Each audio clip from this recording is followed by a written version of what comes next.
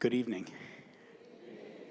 I'm Rabbi Daniel Burg. Welcome to Beth Synagogue. Very glad to be with you and with our special guests today. What does it mean to tell each other's stories? In her powerful TED Talk, The Danger of a Single Story, which has been viewed more than 34 million times, Nigerian author Chimamanda Ngozi Adichie lays out the pitfalls of reducing individuals, cultures, or societies to one singular narrative. Among the many things that I appreciate about Jonathan Eig's new book is that the author pulls us back from our tendency to flatten or oversimplify the life and legacy of Dr. Martin Luther King Jr. I got to know John Eig years ago when he was my congregant back in Chicago. Over time, John has grown to be a dear friend and advisor in some of my own writing. He spent years as a journalist writing for outlets like Chicago Magazine and the Wall Street Journal. Even before I met him, John had parlayed his journalistic acumen into a successful career as a best-selling biographer.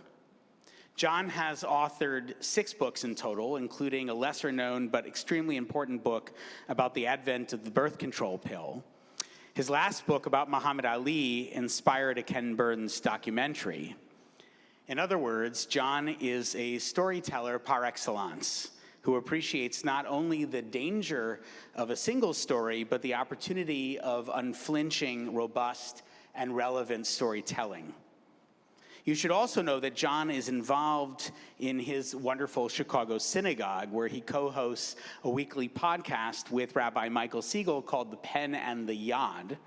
A rabbi and a writer talk Torah. John, I'm truly honored to welcome you to Beth today.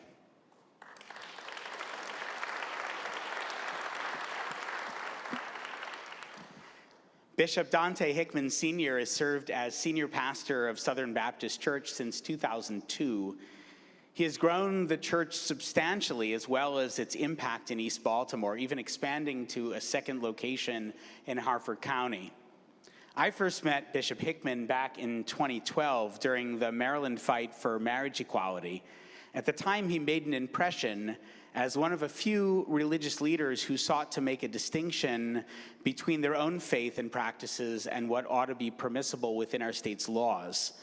For Jews and others belonging to religious minorities, the wall of separation between church and state is the most important defense we have against the rise of Christian nationalism, the way that some forces unfortunately have weaponized Christian faith, backgrounding its many beautiful and important teachings and substituting triumphalism, racism, authoritarianism, and even violence. 10 years ago, Bishop Hickman was willing to tell a story that was not his for the sake of the greater good. America needs more religious leaders like that.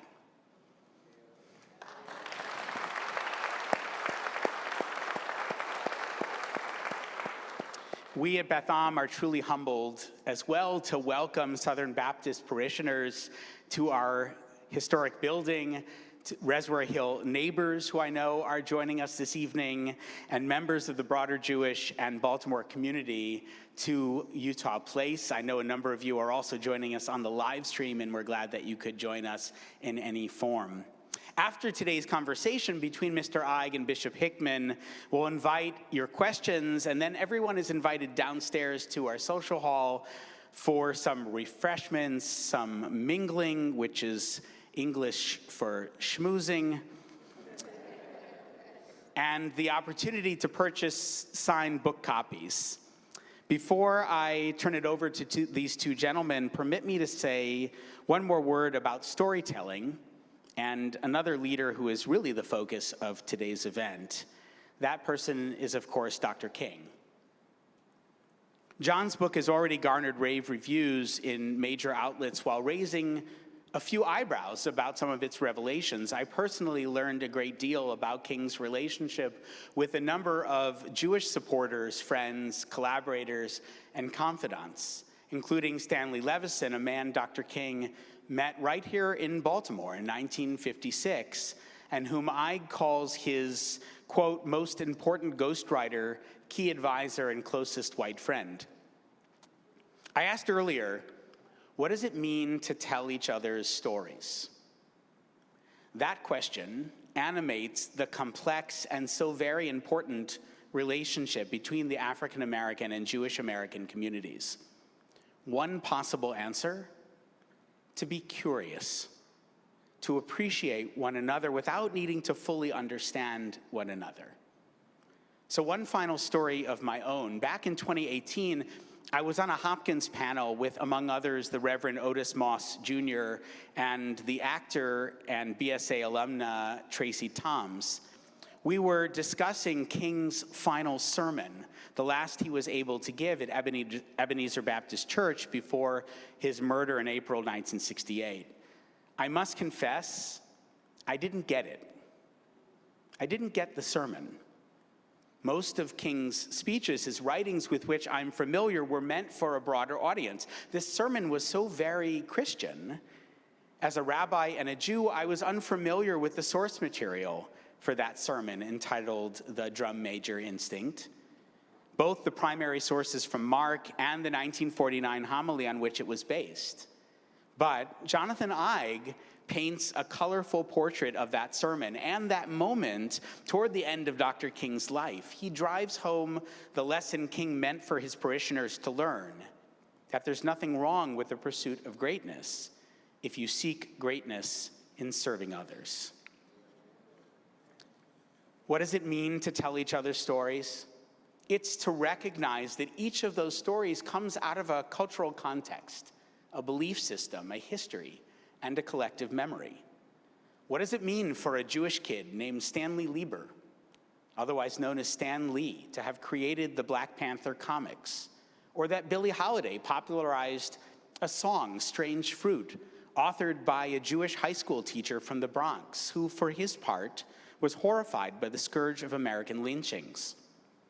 What does it matter, or why does it matter, that Black churches in King's time, in the antebellum South, and today tell stories of our biblical Jewish heroes, or analogize their heroes to ours, like Harriet Tubman, the Moses of her people? What does it mean for a Jewish kid from Muncie, making his roots in Chicago, where Dr. King challenged housing segregation and pervasive anti-Black racism, to write a new biography of one of America's greatest leaders? What does it all mean? We're about to find out. So please give a warm welcome to Bishop Donté Hickman Sr. and author Jonathan Eig.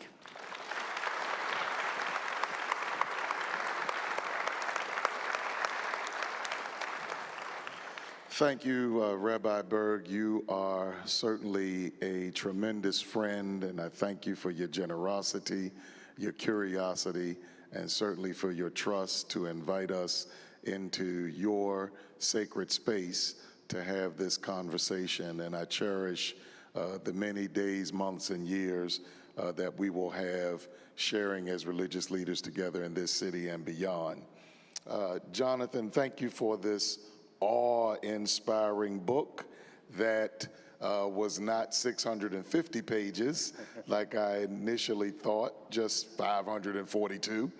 And I thank you for how you contextualized Dr. King, for how you humanized a hero for many, how you empathized and even agonized for him, and you added words to my vocabulary, like miscegenation and somnolent and intransigently and kiesling, and this little Yiddish word, kishkis, is now a part of my vocabulary. Your book even made my wife and I, who is sitting in the rear of the synagogue, Danielle, go back and watch Gone with the Wind with new interpretive eyes, and to hear those words from Clark Gable, quite frankly, Scarlett, I don't give a damn. And I wanted to see what all of the noise was about, because many were against Martin Luther King's father for allowing his 300-voice choir to go and sing at the premiere when blacks were only allowed to serve but not see the movie. And I thought it was really strategic on his part because the movie really depicted the end of the antebellum South. And I know that he was happy about that. What I want to ask first is, what inspired you most to write on what some might say is exhausted material on Dr. King? And what are some of the outcomes you believe that this book can have towards the continued work of justice and equality? Well, thank you. First of all, Bishop Hickman, it's an honor to be with you today and with Rabbi Burg in this beautiful place and with this beautiful audience. And if I were a preacher, I could do the next hour just on that one question alone. But I'm going to be brief, as I'm trained as a journalist to be. What inspired me to do this book was really, you hit on it in your question. I had the feeling that we had turned Dr. King into kind of a cardboard cutout hero, that we had lost sight of his humanity. We'd lost sight of the fact that he suffered, that he had feelings, that he had struggles and doubts, and that in celebrating him, in turning him into a national holiday and a monument, which are honors he greatly deserves, we have simplified his message and lost sight of how radical he was and how much of that radicalness comes from his Christianity. We've even stripped some of the religion from a man, even though we call him Reverend Dr. King, we forget just how deeply rooted his beliefs were in the Bible.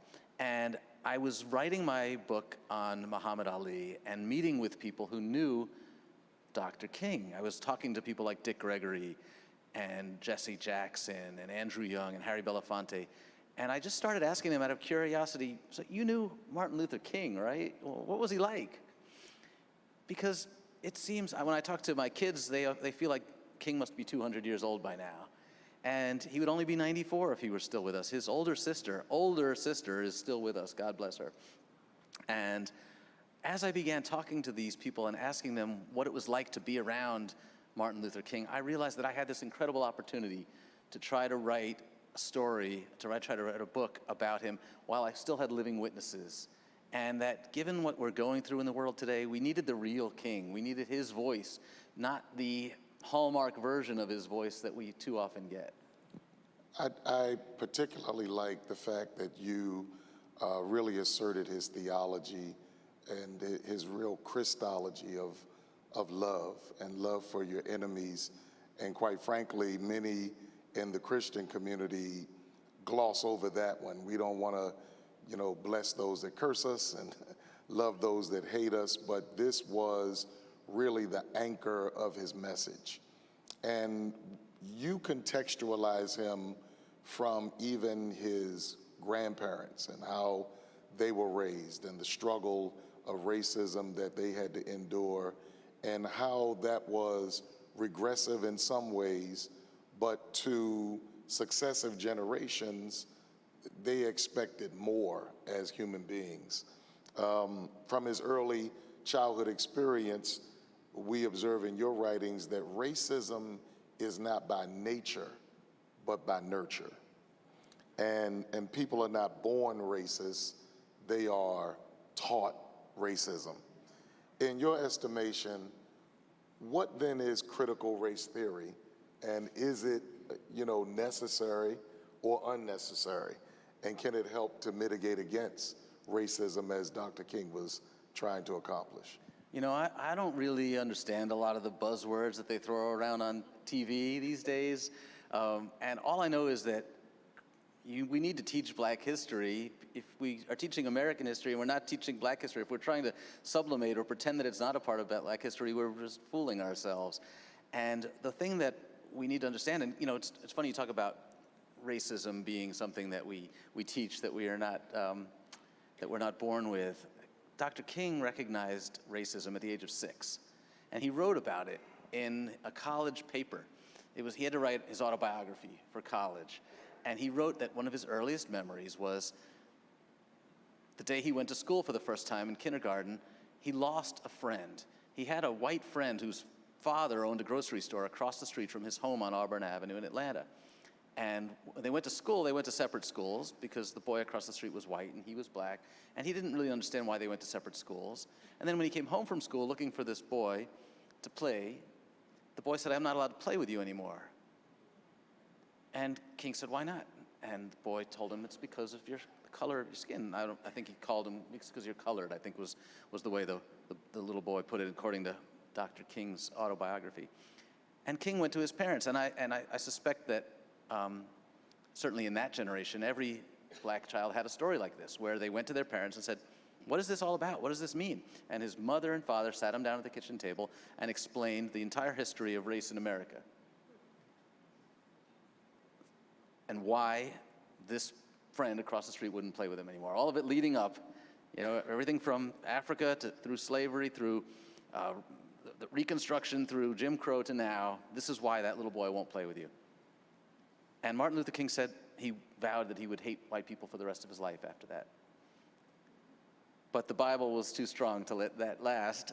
He had to square that anger that he felt with what he was reading every day and hearing every Sunday in church, with the idea that God didn't create people in different classes or different levels of citizenship, that men created that. And I should mention as a side that I spent about 6 months trying to find that little white boy who lived across the street. And I went through census records, I went through city directories, and I think I might have found him, but he was deceased, and I couldn't quite prove it to the extent that I was willing to put his name in the. But what I wanted to ask him was, did you know that friend from across the street turned out to be Martin Luther King Jr.? How did that segregation affect you? How did it affect this little white boy who went to better schools, who was able to go to state colleges, whose family, if it's the family that I found, if I got the right one, they owned a home in the first generation in which they had moved to America. They were immigrants from Europe. And they owned their own home, owned their own business, and were sending their kids to public colleges all within one generation. So it would have been fascinating to bring those two families together for a conversation. Absolutely. You talk about classism and Dr. King and classism. He did not grow up in what we would think is abject poverty. He grew up as a part of the black bourgeoisie. He was, the black middle class, and what your book purports as Sweet Auburn, where they lived in well-to-do communities and, a place of respectability. And blacks, by and large, which was surprising to me after the war, really lived with some political power, briefly. But then it was New Deal programs, Jim Crow and Jane Crow strategies that really caused widespread disintegration and really economic depravity for both blacks and whites. Would you say that money is the key to end all your woes, as Run DMC said, your ups, your downs, your highs, and your lows? Is the economy what Dr. King saw and was trying to redress? And what was the impetus, for his engagement in racial equality, having been an African American who was entitled himself? There's a lot there to unpack in that question. So if I don't get all of it in the first pass through, remind me what I missed. But Dr. King did grow up in a fairly bourgeois upbringing on Auburn Avenue. His father was a preacher at Ebenezer Baptist Church. His grandfather on his mother's side had also been the preacher at Ebenezer. So he grew up with a steady income, no fear of being fired, especially for speaking out, because his father, Daddy King, as everybody called him, was an activist in his own right, locally, taking on the city when they hadn't built any high schools yet for black students, when newspapers were publishing words that they didn't think belonged in print, organizing a boycott of the businesses that advertised in that newspaper. Daddy King was a formidable activist. So Martin Luther King grew up, one of his friends said he was not bruised by racism quite as deeply as most people of his generation, because he had this little bubble protecting him. He had not only Auburn Avenue, he had the church community that surrounded him, that looked out for him. And he had a father who couldn't be fired for speaking out, which was a serious reason why so many activists came out of the church, why so many Southern Baptist preachers ended up leading the civil rights movement, because couldn't fire him. And that was a huge advantage for King, and it might have allowed him a little bit more comfort, certainly materially, and might have shaped his vision about the economy. Because even though he did not grow up in poverty, he became convinced early on, and this is again strictly rooted in the Bible, that poverty is as serious an evil as racism, and that it has to be fought. And one of the things King was criticized for throughout his life was for attempting to go beyond talking about segregation, talking about voting rights. When he started speaking up about materialism, when he started speaking up about economic inequality, when he started speaking up against war, people said, hey, stay in your lane. Never mind that he had a Nobel Peace Prize. I think militarism and warfare were definitely in his lane, but people wanted to sort of check him and say, stick to what you do best. And even some of his advisors were saying, let's just focus on Southern voting rights. Let's just focus on segregation. That's what we're best at. And that didn't square with King's beliefs. Elijah Muhammad critiqued Dr. King pretty harshly. In your writings, he talked about his speech on What is Man, and he critiqued Dr. King not on the merits of his speech, but on his own ideas and ideals about Christianity being the white man's religion. But even after his critique, he still invited Dr. King to come and speak to the Nation of Islam, to which Dr. King said, I'm too busy, and praying for you and much success with your work. Yeah. My question is, why snub Elijah Muhammad but persist to go and win the hearts of white Americans that didn't respect him and always rejected him? You're asking really good questions. Things I have not even thought about, I've thought about, but I haven't spoken about. So one of the things I love about Dr. King is he will engage with almost anyone who disagrees with him. He loves debating Malcolm X. He loves marching alongside Stokely Carmichael, as Stokely Carmichael is giving him the hardest time, saying, I'm going to get you to say Black Power. I'm going to get you to say it. And I'm using you by making the media think of me as more dangerous because you won't say Black Power. And King says, yeah, I know you're using me. I've been used before. King loves that kind of engagement. He loves the intellectual challenge, and I think he's open to learning, but not from Elijah Muhammad. That's the one guy he wouldn't go meet with.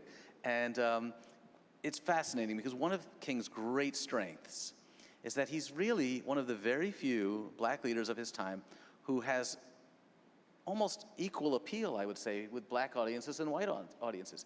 He is able to get people to listen to him. It's obvious that black people marching beside him in Montgomery and Selma and Birmingham are passionate and willing to follow him anywhere. But what's perhaps more surprising, is definitely more surprising, is that white people in the North who are, fleeing the cities for the suburbs, who are sending their kids to segregated schools, they're still open to King's voice. They're still open to his challenge, at least until he comes and talks about the North and what's going on there.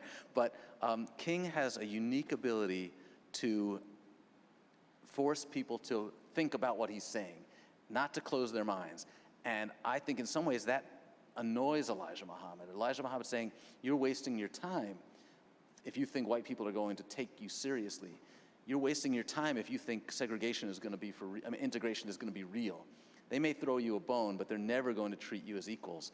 And that's what Malcolm X says as well. Malcolm X becomes, an antagonist of King's in the same way. So in that way, Dr. King was saying that white Americans, like all people, are inherently good for the most part and not bad and not willing to write them off. And I think that what he thought really manifested itself in the presidency of Barack Obama, actually becoming the president of the United States, that we can appeal to the morality of people, and he did that in a powerful and an ingenious way.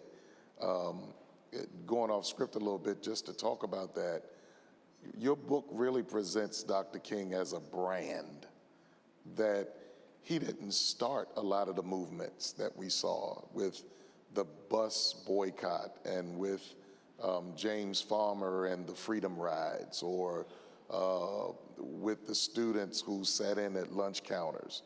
What Dr. King did was, it was almost like chasing an ambulance.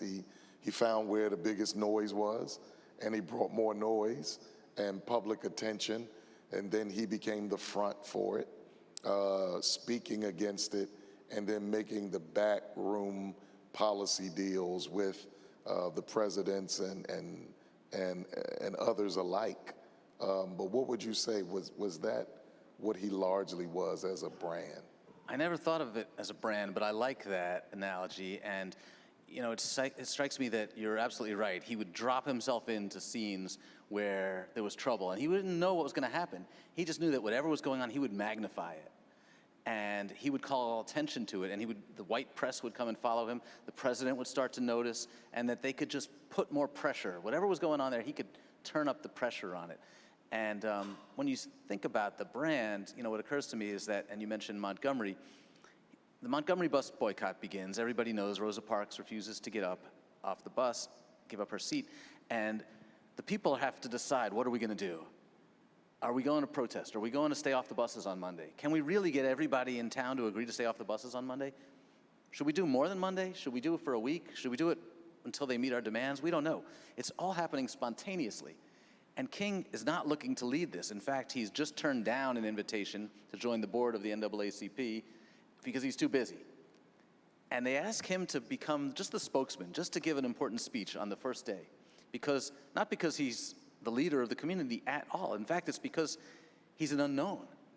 They're worried that if they pick somebody who's been in town a while, who's well known, that some people might not want to get behind them because there's divisions in the community. So ask the new kid to talk, and he has a reputation for being a pretty good speaker, so he agrees to do this, but he's got 20 minutes to prepare for this speech. He goes home to prepare, tells Coretta, I don't know what I just agreed to do, but I got 20 minutes to write the most important speech of my life, and he has a panic attack, and he describes it as a panic attack. He sits in his office and starts having sweats and trouble breathing, and he can't write. So he just leaves for the church, and he gets there, and almost entirely spontaneously, he discovers that brand, because he says to this crowd, and it's 3,000 people in the church and thousands more spilling out on the streets. They have loudspeakers set up on the streets. And what he says is, we've been called here for serious business. We've been called to discover and to try to prove whether America is going to live up to the promises it made in the Declaration of Independence. We've been called here together to find out if the words in the Bible mean something to this country. And if we are wrong in what we're demanding, then the Constitution is wrong. If we are wrong, the Supreme Court of the United States is wrong. If we are wrong, the Bible is wrong. And suddenly he has found his brand. His brand is not, we're here to overthrow. We're here to join. We're here to make our beloved community real. And that's the same message he would deliver for the next 13 years. But the brand didn't include women equality. What was interesting about the civil rights movement in reading your writings was that they were willing to fight for racial equality, but not for gender equality.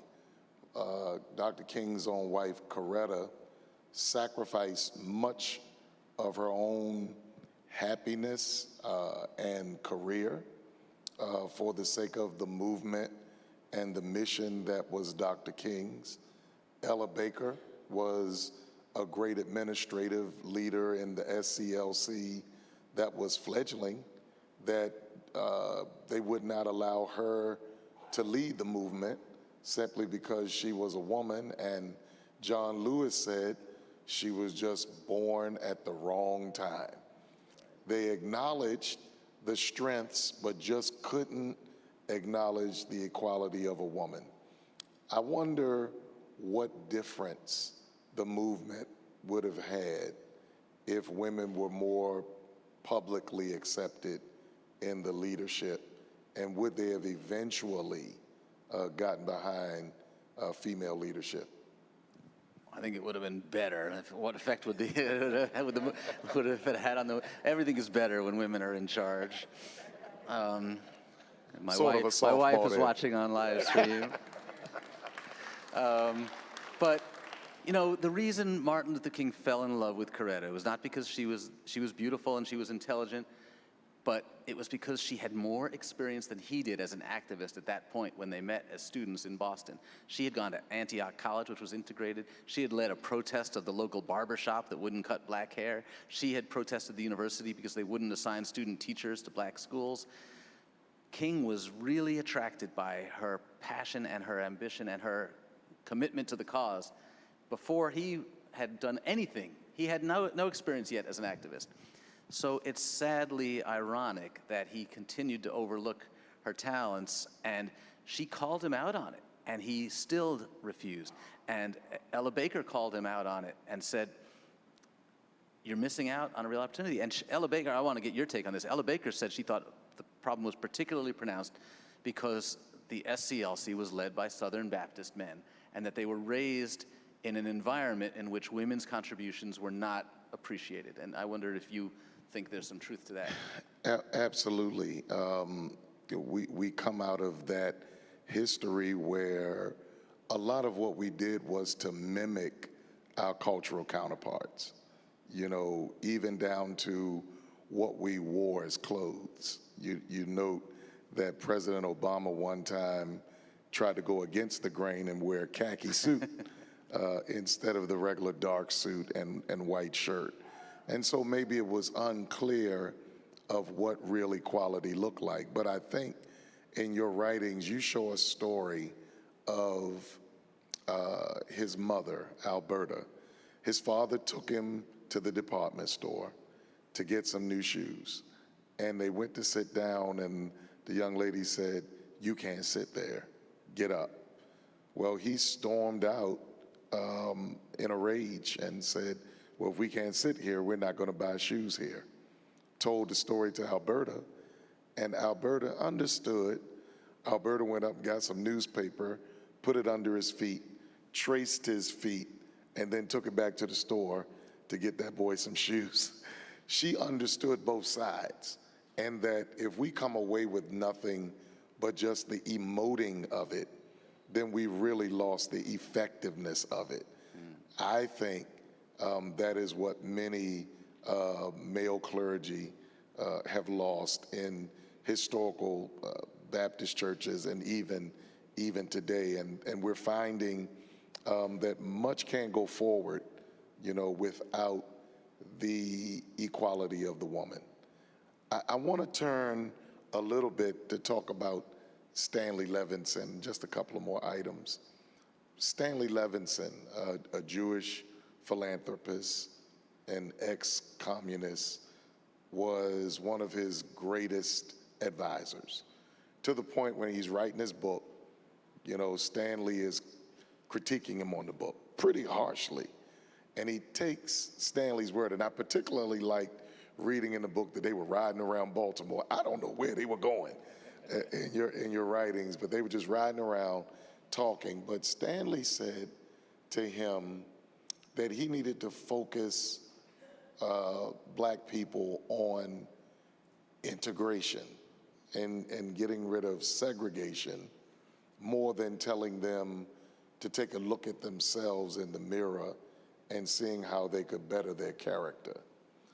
I'm wondering, did that cripple the civil rights movement without having a both-and perspective? Because while there was a fight toward integration, there seems to be a lack of, you know, character adjustment and inclusivity, or the ability to embrace the inclusivity with a sense of pride.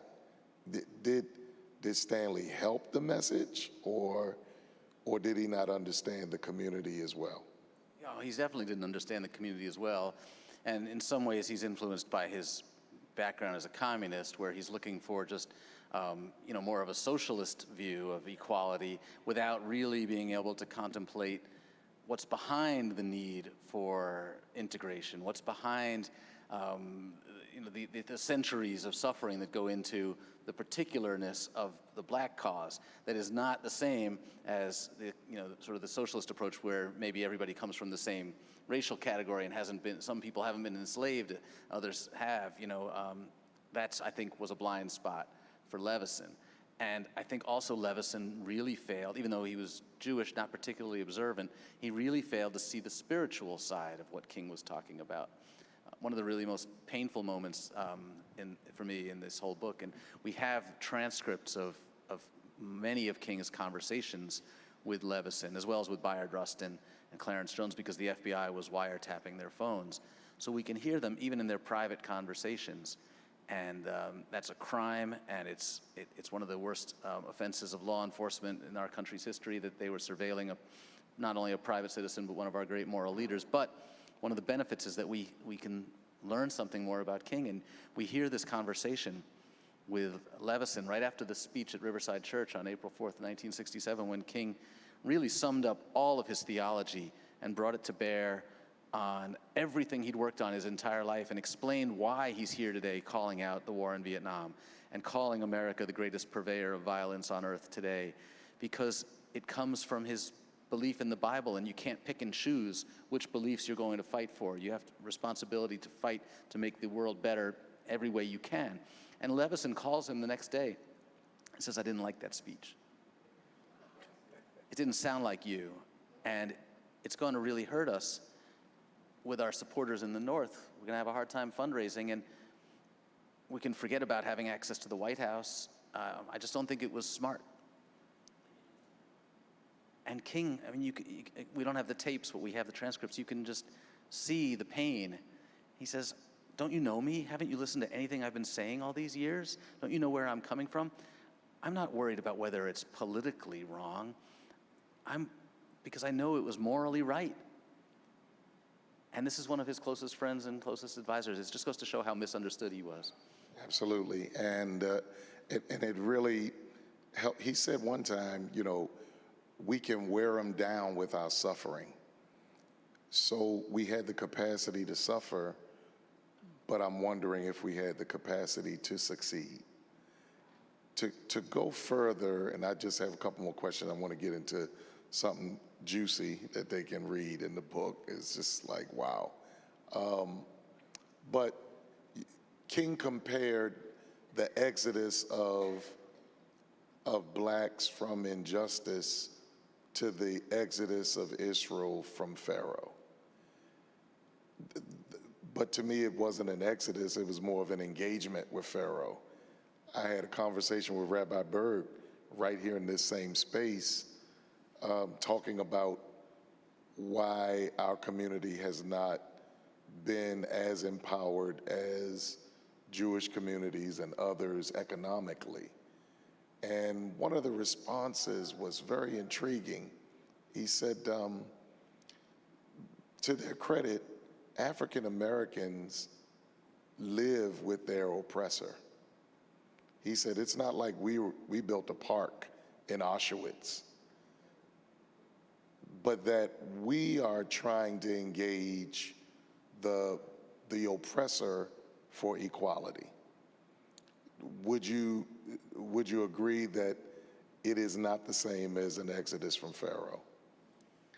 I would cede to Rabbi Burg on the Jewish theology is not my strength, to be honest. But what I would say is that I think it's worth remembering, and you can correct me if you disagree, Rabbi Burg, that the Israelites, as they were fleeing Egypt, had a lot of moments of doubt.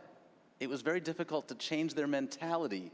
They didn't suddenly become free men and say, hey, let's go build our land of milk and honey. They wanted to go back sometimes because they were afraid. And that's one of the amazing things that you see in reading about the King. You go back and in Montgomery, for example, these sociologists went and interviewed just the ordinary people who were walking to work because they weren't riding the buses. And one of the things they say over and over is, we're not afraid anymore. And you hear black people throughout the 60s saying, Dr. King's words are taking away our fear. And I think that is often the case with Moses too. I think one of the reasons that it took 10 plagues is because the Israelites had to overcome their fear of leaving Egypt. It wasn't just to punish the Pharaoh. So I think that there's a lot of deep psychology that comes with having been enslaved, and I don't know that I can compare one experience to the other. Just I know that it's not easy to get over that and to move on. No matter, just because you escape doesn't mean that you're really free yet. One of my final questions is, Dr. King had a dark side, and when I got to the chapter, temptation and surveillance, I had to sit up, and I'm texting my buddies, and they said, "Man, put that National Enquirer down." And I said, it's not National Enquirer when it's FBI, which for all kinds of sordid reasons, they found their way into placing him under surveillance because of the ex-communist Stanley Levinson and his associations, Jack Odell, and so many others, that they just wanted to kind of get in this business. And I'm wondering, are they still, if I'm talking to Jonathan Haig, are they going to tap my phone tonight? But he had a dark side that obviously his wife tolerated. And while there can be no justification for adultery, you point out the weaknesses in his extramarital affairs that probably stemmed from the genealogy where he said that his worst fear is that he would do what his father had done, and his insecurities and the overwhelming stress that he had going all over the world and representing the issues. And just reading about the incessant demands on his life, I really got exhausted. He said if the situation is not changed, he would be a physical and psychological wreck. And one time, Ralph Abernathy said to him that he had to stop the affairs. And he literally said, "I will not stop. I can't stop." In moving on with the movement, I don't think he would have survived as long if Instagram was on the scene back in that time. Many will read your book and magnify his vulnerabilities over his vision, but can you talk about the enormous strength and grace and determination for King and successive generations of leaders to persist for justice beyond their own imperfections?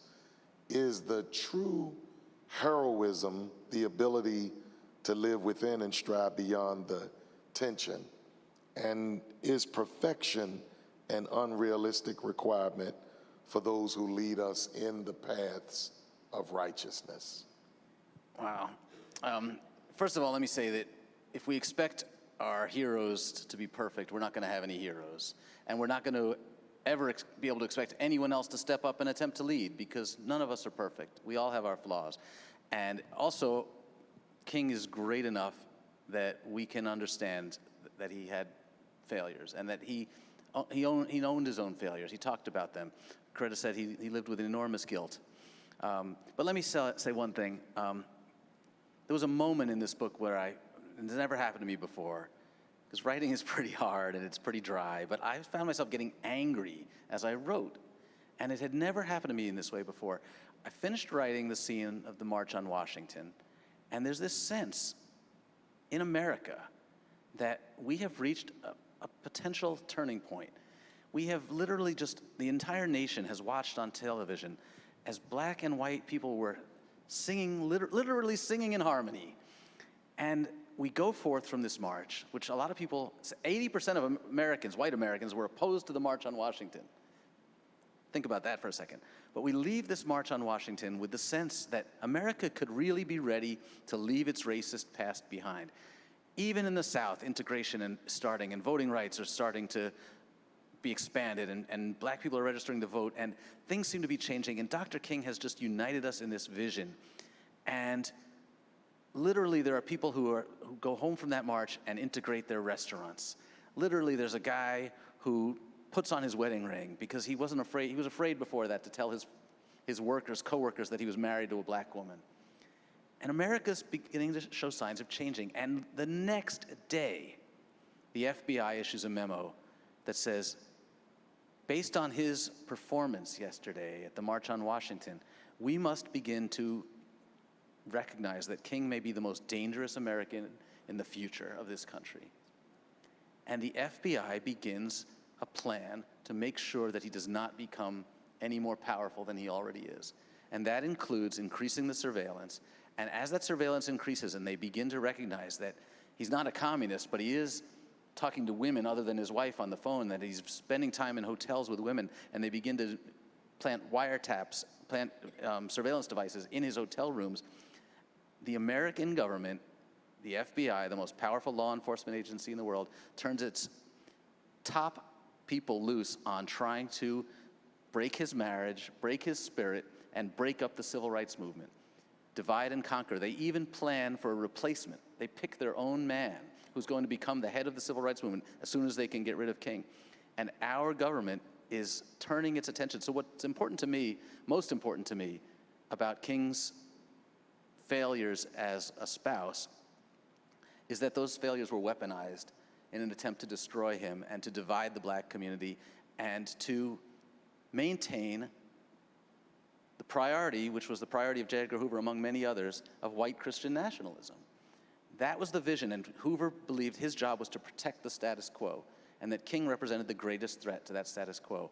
And that, to me, is, well, that's what made me angry, because we are turning our government's efforts to destroy the man who has the greatest moral vision for our country. My last question, and I think we can turn it over to our audience. His grandmother and grandfather worked on land owned by William Martin, and it's ironic that that land today is a Walmart supercenter. Nehru, the Prime Minister of India, told King that their way of atoning for centuries of injustice against the Indian untouchables was by spending millions of rupees annually on their housing and on their education, on jobs, and even giving them preferential status. And I think that's what reparations looks like. That's restoration. Using this example, would King say that America could provide these types of reparations systemically and specifically to African Americans? Does America owe African Americans, and at least does Walmart owe us something? Well, I say yes, obviously, but what's most important is that King also said yes. He talked about reparations in the first half of his speech at the March on Washington. We all only remember the I Have a Dream portion. We forget that in the part before he began to improvise the I Have a Dream, he talked about reparations, he talked about police brutality. He said that America had written a check that bounced for black Americans and that it was time to pay. And he talked about these things even more toward the end of his life. And I'll just close by saying, when it comes to that Walmart, it's in Stockbridge, Georgia, and I've identified as you pointed out, the man who owned the land. His family still owns some of that land around the Walmart, and King's nephew, Isaac Ferris Jr., has become a good friend of mine, and he and I have gone down and talked to the Walmart store manager. We've talked to Walmart headquarters in wherever it is, in what town is Walmart in again? You know, anyway, we've been talking about trying to do something there in Stockbridge, not just to put up a marker or a mural, but to do something meaningful with that land, and we're working on that. So that's just one example, but your bigger point, I couldn't agree with more. And King talked about it specifically, about how it is possible to put a number, and it is possible to actually make financial reparations. Anybody who talks about it as if it's unrealistic is just not willing to focus. I want to thank you for this important book. It is really inspiring. Thank you so much.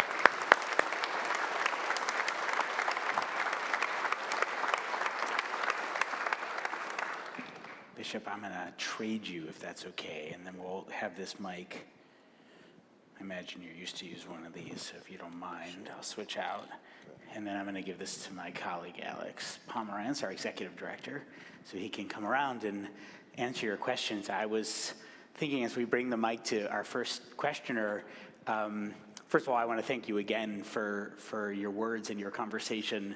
I talked about telling each other's stories and what does it mean to tell each other's stories. I'm fairly confident nobody here is a communist, so we should be okay. But I am, I was reflecting, Bishop, on the conversation we had, and I heard that reflection actually about the difference between the Jewish narrative of having been enslaved in Egypt and then leaving for the Promised Land, and the experience of African Americans who are living with the descendants of those who enslaved them here. I actually heard that reflection from an African American elected official who was at our home for Passover Seder. So just to get and opened our family's eyes in a really fascinating way, because we had never really thought about it. I mean, stupid, we should have thought about it, right? But it never occurred to us that the story, the powerful story the Jewish community tells every year, that we were slaves in Egypt and we were liberated by God and brought with an outstretched arm into the wilderness, and there we received the 10 Commandments, and eventually after 40 years we made it to the Promised Land, but we got out, right? We got out. We got to go somewhere else. And that's obviously not the story of the descendants of those who were enslaved during chattel slavery. And so that was not only, I think, eye-opening for the gentleman who had spent Passover Seder at our home, when he sort of bumped up against our narrative in our own context, but it was eye-opening for my Jewish family to bump up against his story, his narrative, and his experience of slavery in this country. And so I just think it's one more example of the power of being able to speak across difference, to not try to fully understand one another, but to stand in each other's shoes and attempt to empathize. And you've both demonstrated that wonderfully this evening, and I thank you, Jonathan, for the book that you've created. Let's turn E.R. Shipp, Pulitzer Prize-winning journalist, for the first question. Wow, that's E.R. Shipp. Hi, I've been reading you for a long time. It's an How honor you to see doing? you here. Thank you all for this conversation. I grew up in Conyers, Georgia, which is not too far from Stockbridge, and I have relatives there. I remember as a kid, people were nervous when they thought that Dr. King was going to come towards our town because they thought it meant trouble. And I couldn't quite understand why they were having that reaction, but I did notice when he was assassinated, they immediately changed their opinions. He was a martyr, and they were truly saddened by that. My question is, when Dr. King gave his speech at Riverside, he was immediately ostracized by a lot of people, including a lot of leading black figures. The major media wrote editorials saying that was the worst thing he could have done, that he had stepped out of his lane. He was now going to ruin any chances of the civil rights agenda moving forward, and on and on and on. They were diminishing him. They were saying he didn't matter anymore. He was irrelevant.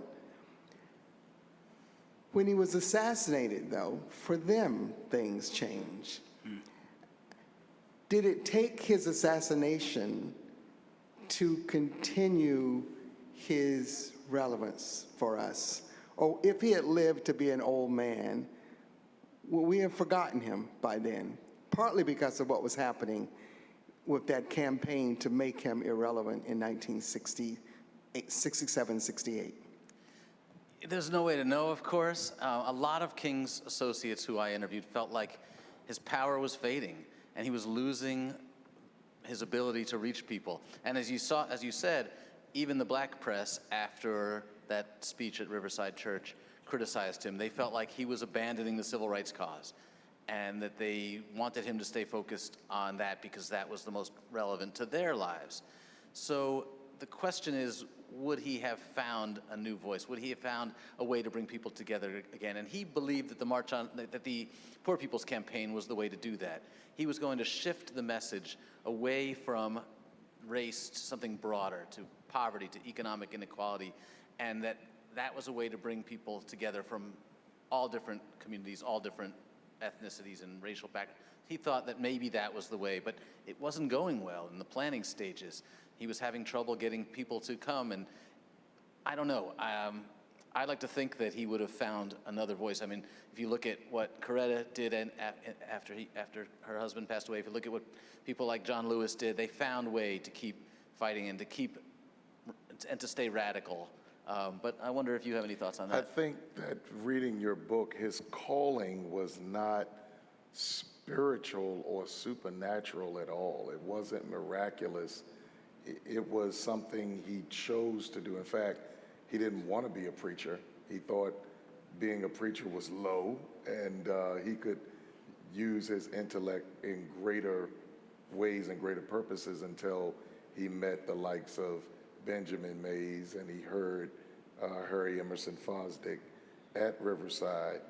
And the context for which he lived and the circumstances is what called him and was the composite of who he was. And I think, quite frankly, he had come to a point in place where he had served his purpose. I think we cannot, while he did not identify initially this supernatural calling, I think that God, the universe, really had a purpose for which he fulfilled.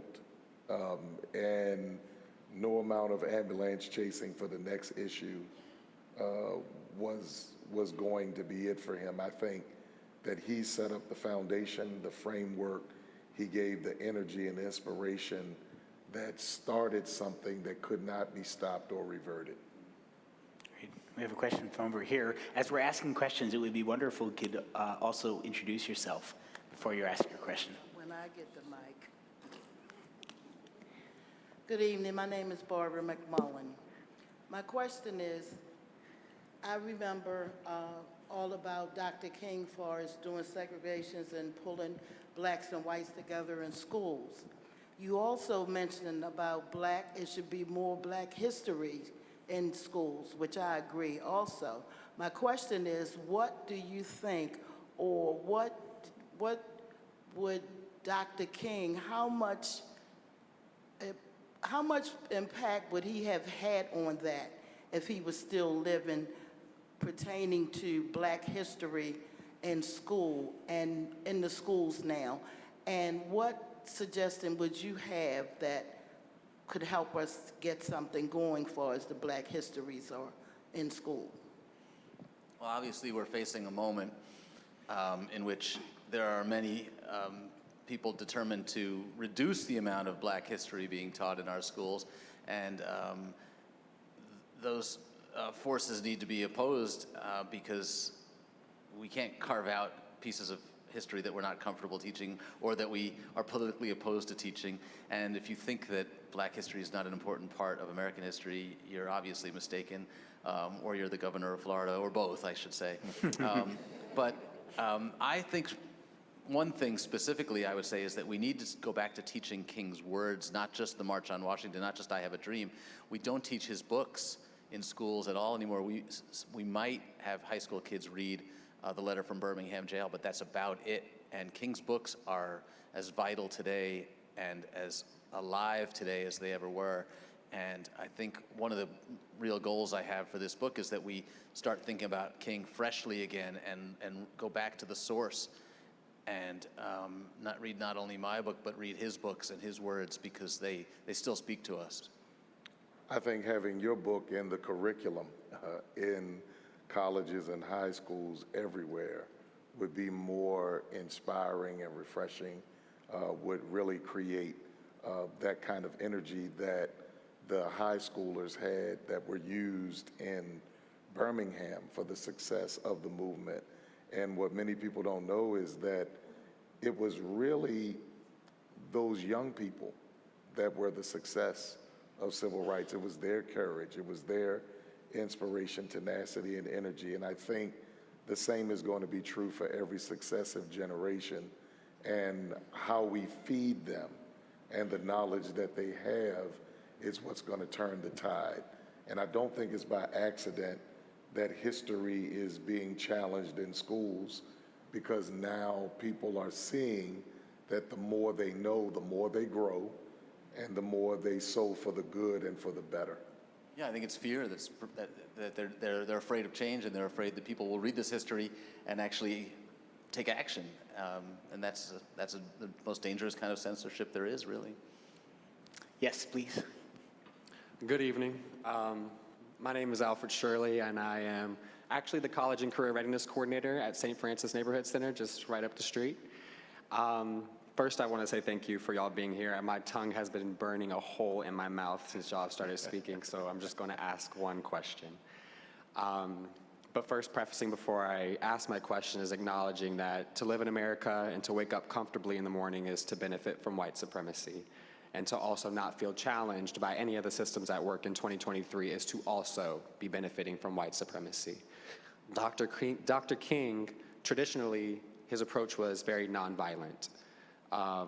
Also considering the past few years that we've had exiting COVID times and the uprisings that we have seen in this city and cities like Baltimore, I'm wondering, considering Dr. King's nonviolent approach and it being 2023 and white people and black people not being on close enough tiers to be considered equivalent in this country, if at all necessary, do you feel it is to violently approach the state in protest? Woo. I was asking the same question as I was reading, because, and what has happened is, during Dr. King's time, it was very evident and obvious, the racism and the inequality. And he showed it. I think George Wallace and Bull Connor really helped us, because if they had not reacted in the way in which they did, and probably did more of what the guy in Albany did, Laurie Pritchett, then we might not be enjoying the benefits of the civil rights movement today. He really unearthed their venom and their violence. Now, the racism has gone more systemic and underground, and is only felt and seen in the economic depravity, but nobody can put their finger on the policies that create it and that enable it. And why can you drive in one section of town and it looks so stable, and then you come to another section of town and it's boarded up for 40 and 50 years? You have to know that there's a systemic and economic stronghold, that poverty is benefiting somebody, it's a solvable problem, and yet nobody's solving it. Can we use the same processes as Dr. King? Maybe, and I think there is a need for that type of protest. It is just extremely difficult with the classism of African Americans, and really what I believe the problem of integration, that doesn't enable us to come together to have a successful protest like they did in Montgomery. It was fascinating to watch, and fascinating for Dr. King, quite frankly. He was surprised, like, they're looking at the buses, they're empty today. And a year later, they're still empty.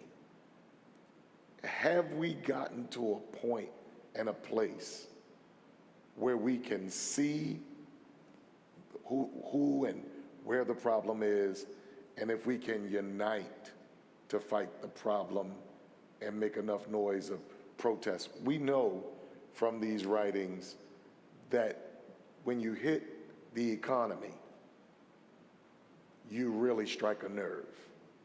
And your money, our money, does matter. And we have trillions of it, but how do we spend it, and where do we spend it, and why do we spend it? I think this is important. I think that we should strategize to do it to see the kind of reparations and restoration that need to take place in our community, and despite the divisions, because Dr. King had divisions. It was something to read that Thurgood Marshall said, the real power behind the movement was the NAACP and their litigation. Dr. King and Abernathy were just a sideshow. Adam Clayton Powell said, if you protest the Democratic and Republican conventions, I'm going to put out a rumor that you and Rustin are gay lovers. This was infighting within the community.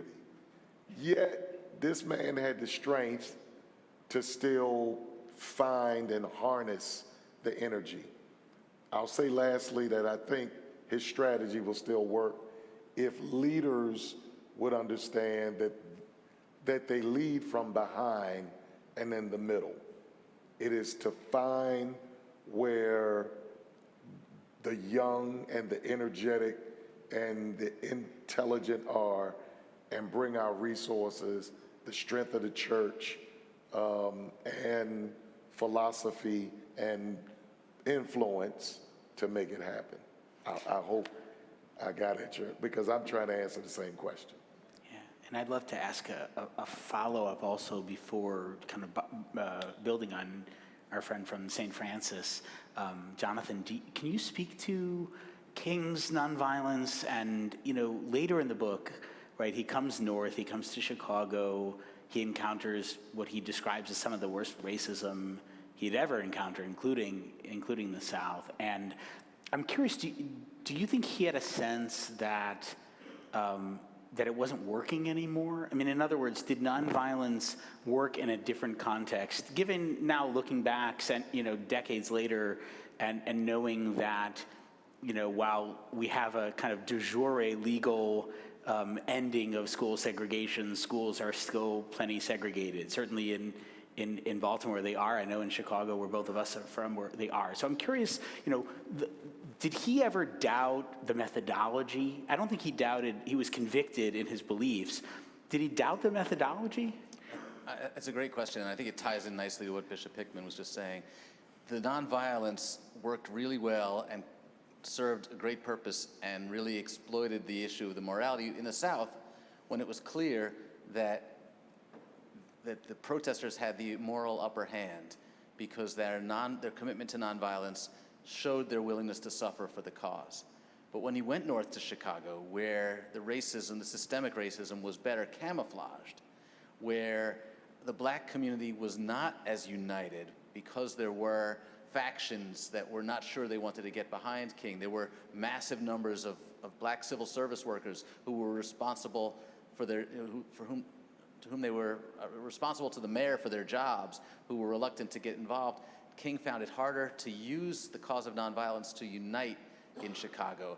And he tried to unite the community around issues like housing, like school segregation.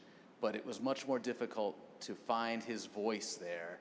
And again, because the racism was more carefully hidden, and because white community was not, you know, it's easier to send a check to the SCLC to help fight when they're fighting in Birmingham, when they're fighting in Montgomery, but when they're fighting in Chicago and you've just moved to the suburbs to get away from the city because those communities are changing, you're up against forces that are not only more difficult to fight, but they're more difficult to even see.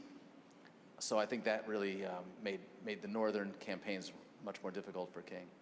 Great. I think we have time for a few more questions, please. Hi, I'm Cherie King, no relation, of course, but I wanted to, just curious, who was the person that they would have chosen to lead the civil rights movement? Is that in your book? Did you find that in your research? Samuel Pierce, who went on to become the Secretary of HUD, and the FBI had been grooming Samuel Pierce in the hopes that he might become the head of the civil rights movement. I don't know how they planned to pull that off, but that was. It's not clear whether he knew that at the time. Who knows Samuel Pierce? And you might be related to King. That wasn't even his name, you know. They literally chose. Yeah, I couldn't find King's name prior to 1870 because census records back then did not record the last names of people who were enslaved. So it's not clear how the Kings got the name King. It appears that they were Branhams before they were king, but it's very difficult to trace back. He didn't name himself X, but I would have named myself King too. It was a good choice, yes. Please. Hi, my name is LaVon White, and thank you for this book, for raising up the issue about how brilliant Dr. King was in his strategies. You mentioned that he was a radical. I definitely go along with that. He took a lot of chances, and he didn't become paralyzed over overseeing everything that he had to deal with. Two questions I wanted to ask. He talked about in his book, where do we go from here, community or chaos? And he was talking about freedom is having to share power.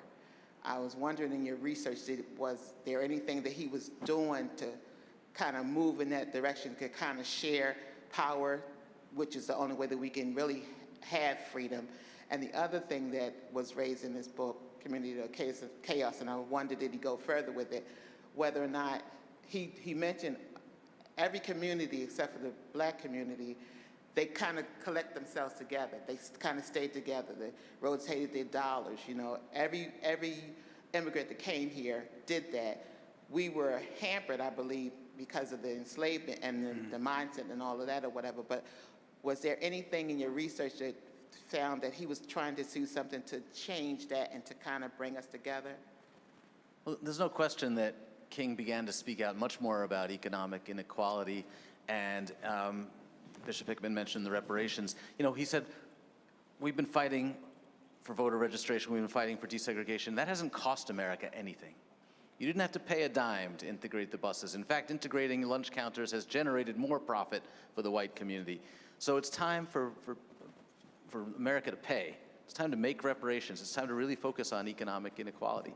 And I think that was much more the focus of his work in the later years. And I do think that he felt like structural change was required, structural economic change was required, and that you know, I can't really speak to whether he talked specifically about keeping the money within the black community, but certainly that was a central point in a lot of the protests. When they went to Birmingham, they said, we're gonna dry out the economy. We're not gonna spend money with white-owned businesses.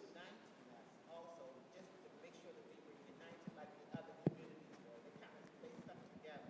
Yes. You know, they build on each other's strength and help each other, you know, in activity. So I was wondering whether or not he was working on anything to kind of pull us together as a community. Well, he did at one point talk about, you know, black people all across America boycotting businesses that were most egregiously segregating and most egregiously racist in not hiring black people, and he took a ton of criticism from within his own organization and certainly from the white media for that. We're going to take two more questions. Yes. Good evening. My name is Randy Roberts. Quick question. We know that in today's society that with, as you said, Bishop, with Instagram and Facebook, things of that nature, there are a lot of things that we would be able to see today that we were not able to see back then.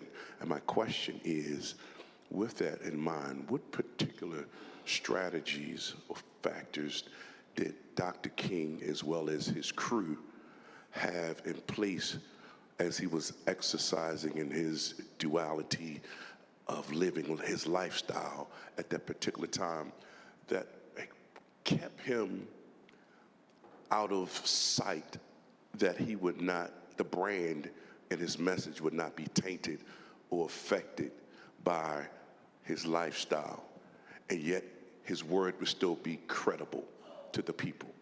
Because we know today, when you do something like that, they start to focus more on the negative versus what it is that you stand for. And I'm just curious to know how in the 60s was he able, as a black man, to be able to stand and rise above that, even after saying, I'm not going to change.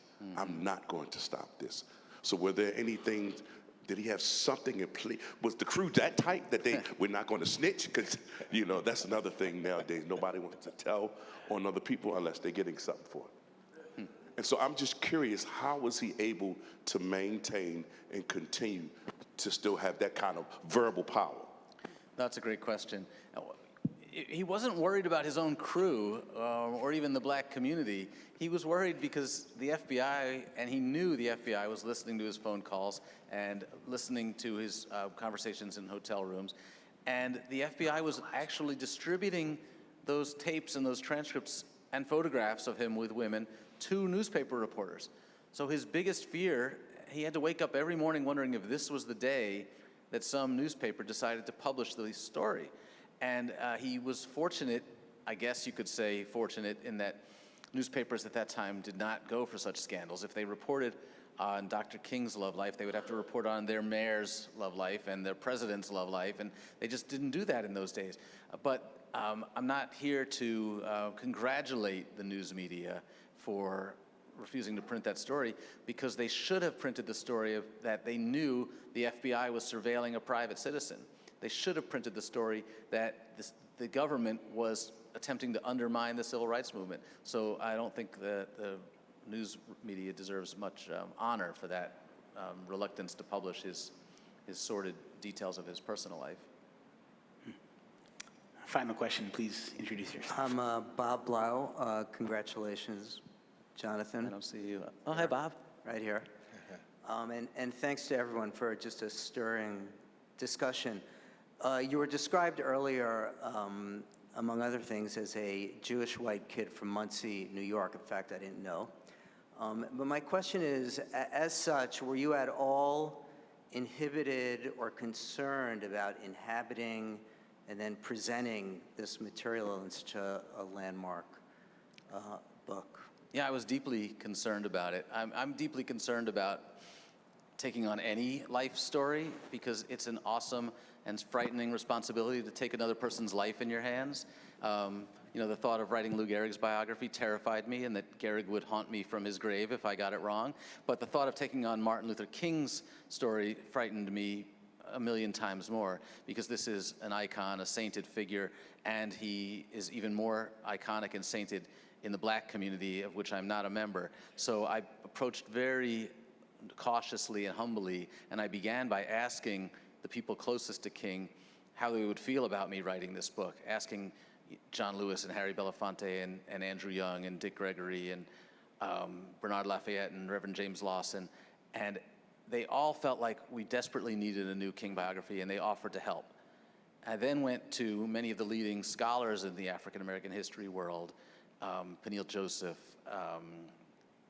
David Levering Lewis, Lerone Martin, I could go on, and ask them, is there anyone working on a new King biography? And if I embarked on one, would you help me?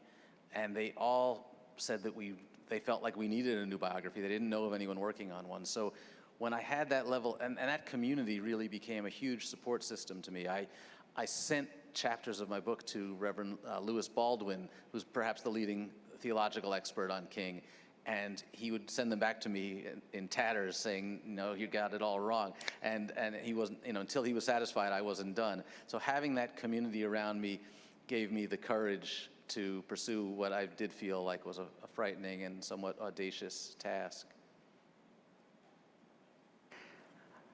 How about a round of applause for our conversation? Awesome. Thank you.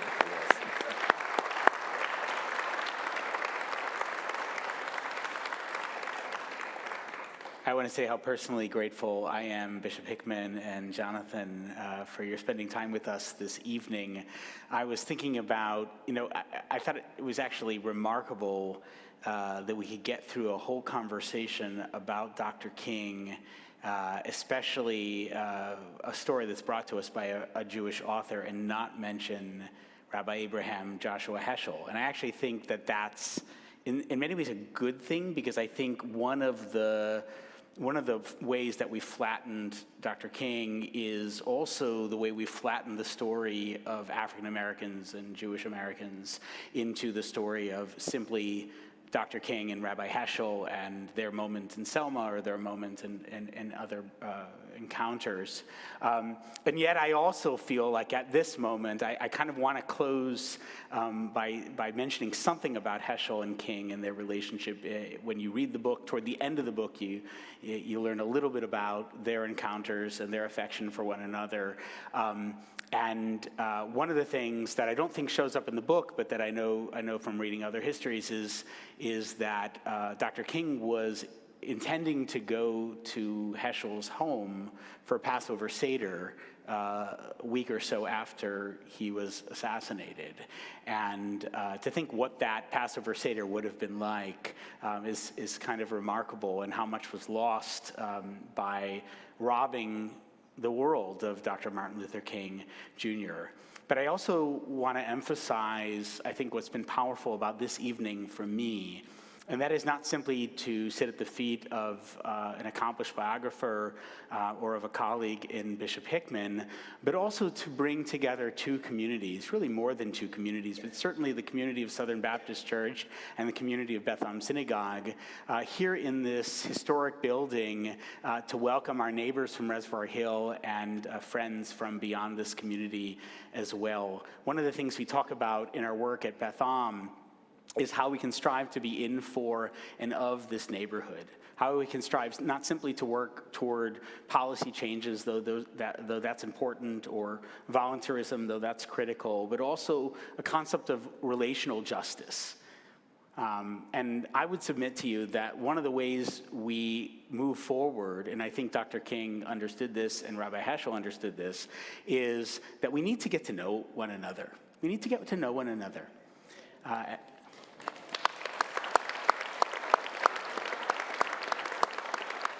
So I've been delighted to get to know Bishop Hickman. I've been delighted to know Jonathan. And we're delighted to get to know you. And so I hope you will stick around after downstairs in our social hall. Books will be on sale. I believe signed copies will be available. I'll also say that Urban Reads Bookstore, who is selling books downstairs, may ask you if you're interested in donating a book and buying an additional book to donate to folks who are incarcerated. And I hope you'll consider that request. It's important work that they do through Urban Reads, and I think we want to get more books in the hands of those who are in jail. Certainly Dr. King appreciated what it was many times in his life to be able to sit and read in prison as well. So thank you so much, everybody, for coming, and please join us downstairs for a reception.